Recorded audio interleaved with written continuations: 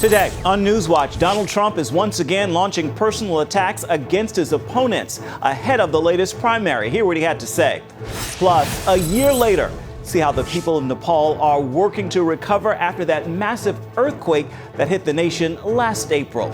And we'll show you how these women of faith are working to redefine what it means to be a feminist.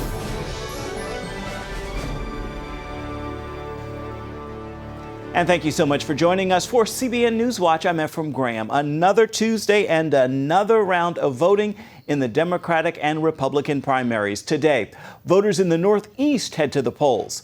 But for those casting ballots in the Republican primaries, there's now a shakeup a day after Ted Cruz and John Kasich decided to team up to stop Donald Trump. The Republican frontrunner says it's time for them to quit the race and unify the party. George Thomas is on this story. God bless the great state of Indiana. A day after Ted Cruz and John Kasich announced an alliance to stop Trump's bid for the White House,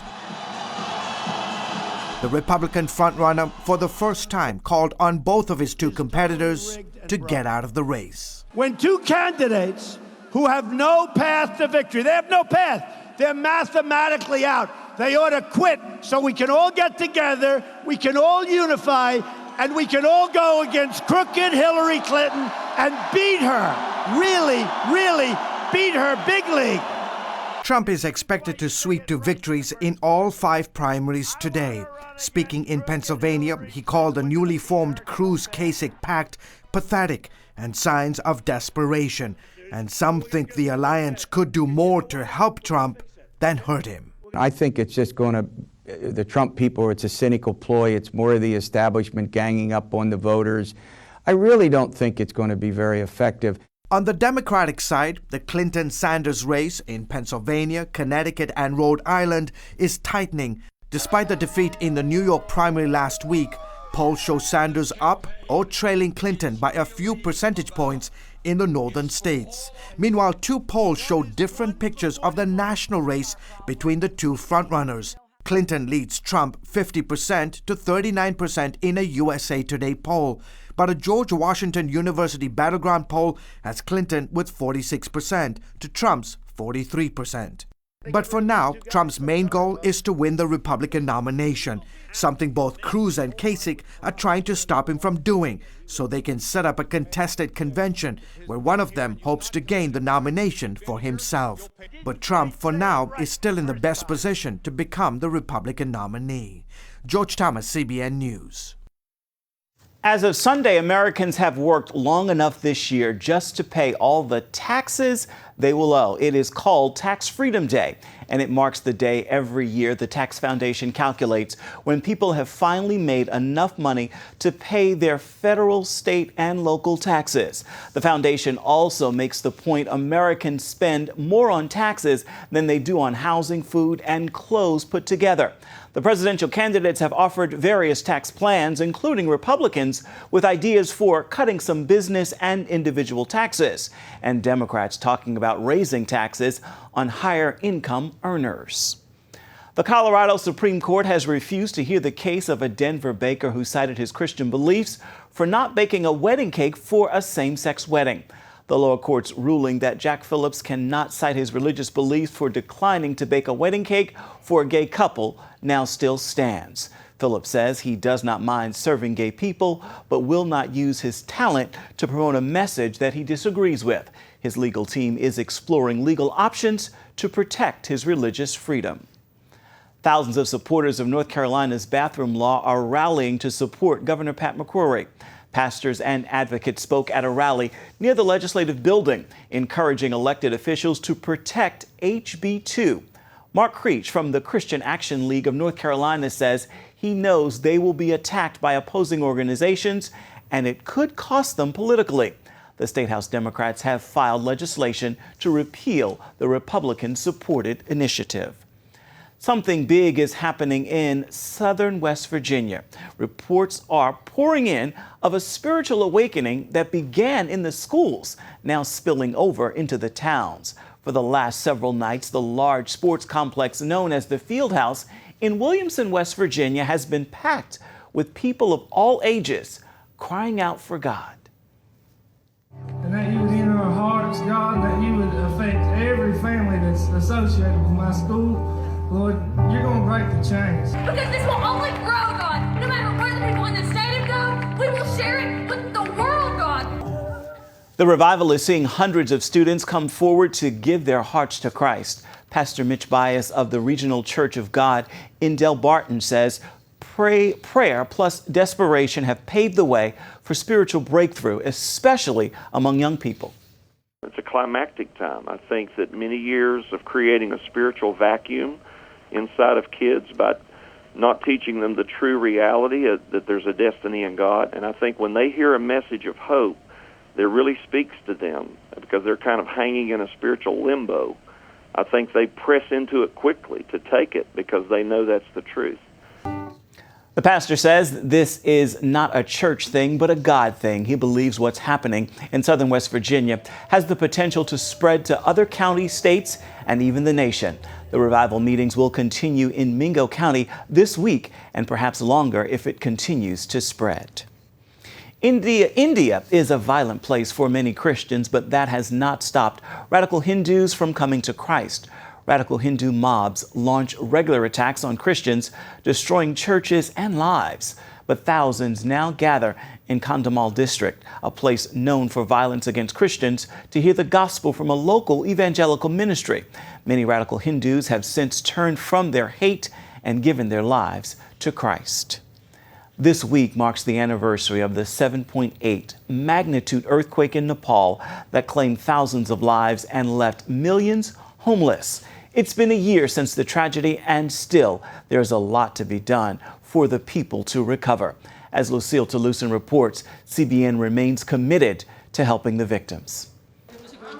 24 hours after the killer earthquake, CBN disaster relief teams hit the ground providing food, blankets, clean water, and temporary shelter for survivors. Medical help and medicine reached remote areas within 3 days of the quake.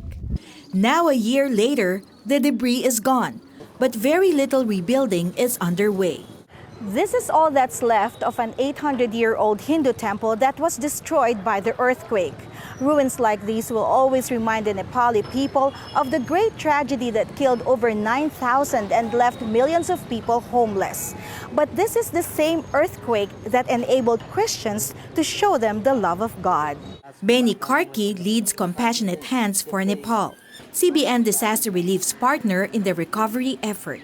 After the earthquake, as many churches and Christians as individuals, they went out and they started helping people. And they, like Hindus and Buddhists and there are other religions, they are testifying now, your religion is the best because you love us, you care us, and you come from far away to help us. One of those living in the temporary shelters is Krishnaman Tamang. My apartment was destroyed during the earthquake with all my belongings. I did not have shelter, bed, and even food. It is only through CBN that I now have a place to stay and where my family can be comfortable.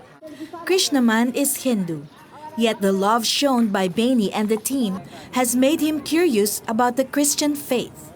Before, I don't have an idea about Jesus and the Christian people. But when I got attached to them, I felt that they are friendly and kind. They want to be around me. And I feel I should follow their God, Jesus. I want to know more about Jesus.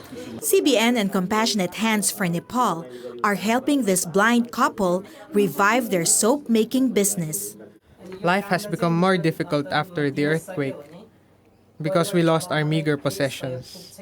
I work for 12 hours a day in the factory and earn $35 every month. I want to have my own business so I can feed my wife and 3 children. Thank you, CBN, for helping me restart my own business. This is a big help. These organizations are also active in the overall rehabilitation phase. Now our focus will be mainly rebuilding schools, community halls. CBN is providing us some 30 interlocking brick presses. We will conduct trainings for the community people and work together to build their houses. While physical rehabilitation is low here, spiritual growth and recovery have been strong. We have seen The church is being planted all over the hills and the mountains. Despite of all the challenges or problems we are facing right now, this is the right time for Nepal. The God's kingdom will be established in this country. Lucille Talusan, CBN News, Kathmandu, Nepal. Coming up, families across Ecuador lose everything, now just trying to survive. See how CBN is meeting their urgent needs after this. Ecuador has declared 8 days of national mourning as the death toll from this month's earthquake continues to rise. More than 100 people are still missing, and the country is being hit with aftershocks. In the midst of it all, CBN disaster relief teams are traveling to remote areas where aid has been slow to arrive. In this community in Ecuador, far from any large cities, relief efforts have been hampered by badly damaged roads and airport runways. This is where we met Esmerna, a pastor's wife, who opened her home to earthquake victims who lost everything. There are 4 families staying with us, and we help anyone who needs it. Many people are still in need of food and safe places to sleep. Disease-carrying mosquitoes are adding to the misery. But clean water is still at the top of most people's needs after a week of suffering. There were some people, they had signs saying, "Give us water, please." One woman said her children were dying because they had nothing to drink. Logistical problems have made it difficult to get water to people in Esmerna's town. Many donations simply sit on runways with no way to get them to the people in need. Some people have been drinking dirty water they find in the streets. That's when CBN stepped in. First, with help from 2 pilots and this small bush plane that we brought from America to Ecuador, we were able to fly in water purification units to Esmerna's community. This backpack-sized device can take filthy, unsafe water and purify it and make it safe for drinking. When I heard you were coming, I was so happy. And then I heard you had a water purifier, and I couldn't believe it. The CBN disaster team trained Esmerna and a few others how to set up and operate the water purifier. This unit will provide more than enough water for Esmerna and the refugees living in her home. But even more amazing, this one unit will filter enough water for everyone in the community to have fresh, clean water to drink, to 600 gallons a day. We'll be able to give free water to anyone who needs it. So this will be an amazing ministry tool for us to reach the community. If I could say something to the people who donated this machine, first I will hug and kiss them. Then I would say thank you so much. This is an amazing blessing for us. Thank you. And you can learn more about CBN's work in Nepal by logging on to cbn.com/international. Up next, they are pro-life, pro-family, and reclaiming the word feminist. Meet a new wave of feminists when we return.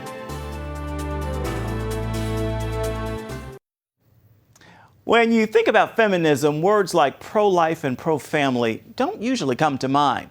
One group wants to change that. And as Caitlin Burke reports, they are working to create a new kind of feminism that stands for faith, family, and motherhood. In 2014, the word feminist topped Time magazine's annual poll of words that people wanted to ban. That caused an outcry, and Time later apologized, saying the word shouldn't have been included. It originally made the list because some argued that modern-day feminism had become less of a cause and more of a buzzword, especially for young people. Being a woman is just a fact to these millennials. It's not a cause. Back in the 60s, it was a cause. Feminism was a cause. So where did things go wrong? How did feminism go from a movement about women winning the right to vote and own property in the 1920s to being lumped in with causes like the 2012 push to make it legal for women to go topless in public? Author Sue Ellen Browder experienced the change firsthand. She wrote for Cosmopolitan magazine in the 1970s, a job she took after being fired from another publication because she was pregnant. I kept it a secret that I had a child because I had already been fired. You just didn't tell people that you had children if you wanted a job. Browder witnessed the change in feminism during the 60s and 70s. It was hijacked by this sexual revolution agenda. Her book, Subverted, explains that while the second wave of feminism rallied for causes like workplace equality, it was infused with harmful sexual philosophies. Browder says Cosmo played a key role in this transition, and that many stories she wrote about this sexually liberated woman were completely made up. And at Cosmopolitan, the philosophy was sex without the kids will set you free. But over time, as women were convinced more and more that that was the way to be glamorous and exciting, we had more and more women cohabiting with their boyfriends, having sex on the second date, first date, whatever. So that's how propaganda works. She says this mindset gave birth to a dangerous brand of feminism, one that told women anything goes and encouraged them to neglect motherhood. Second wave of feminism, there was this idea floating around of matricide, of kind of killing this idea of mother, of nurturer, right? That's weak. You know, women are in the kitchen and they're slaving, and this is just a millstone around the neck of women. In essence, what that does is it kills your roots and it kills your branches, and you're left with death. As a young wife and mother, Carolina Allen felt this modern-day feminism didn't represent who she was as a woman and left her with more questions than answers. For a long time, I'd been asking myself those questions like, where do I fit in all of this? Where do I belong? Carolina says God used an unlikely circumstance to give her the answer she was looking for: the death of her sister-in-law, Moana. It was like the entire city turned out for her funeral. It was packed. It was packed, and everyone was coming up to us. Did you know that Moana did this? And did you know that Moana did this for our family? And they weren't just small little acts. They were really a big deal. Like, someone came up to us and said, did you know that she talked me out of suicide? I said, that's true power. She's powerful. That's power, and that's the feminism I want. The morning after the funeral, Carolina woke up early and headed to the beach. Little did she know God would use the ocean to give her a vision for a new type of feminism.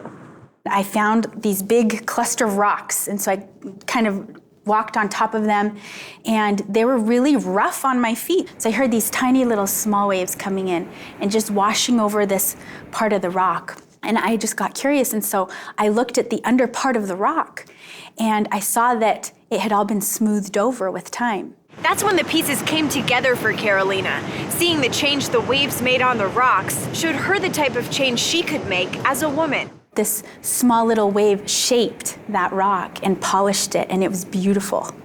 And that's what, it all kind of clicked in my mind. That's what Moana did. That led her to start Big Ocean, a movement that celebrates mothers and supports pro-life and pro-family causes. We stand for ideas that sustain faith, family, and motherhood.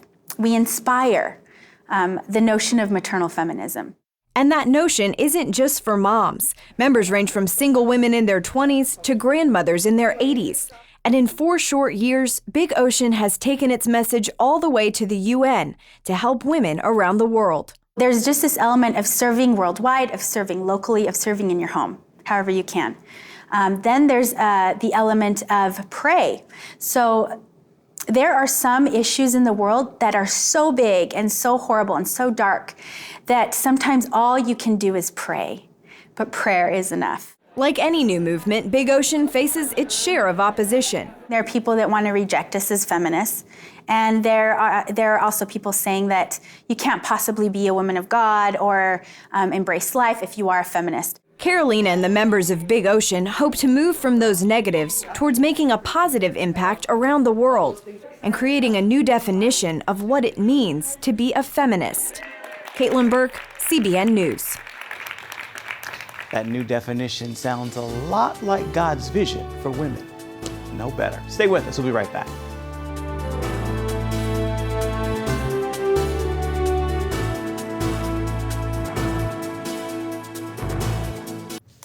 CBN Nepal is celebrating a milestone. Its children's program, Happy World, is now in its 7th season. The show has become one of the most popular programs in the country. It features educational segments and Bible teaching, as well as Jesus and Me program that lets children send letters in response to the segments they watch, and they receive gospel literature in return.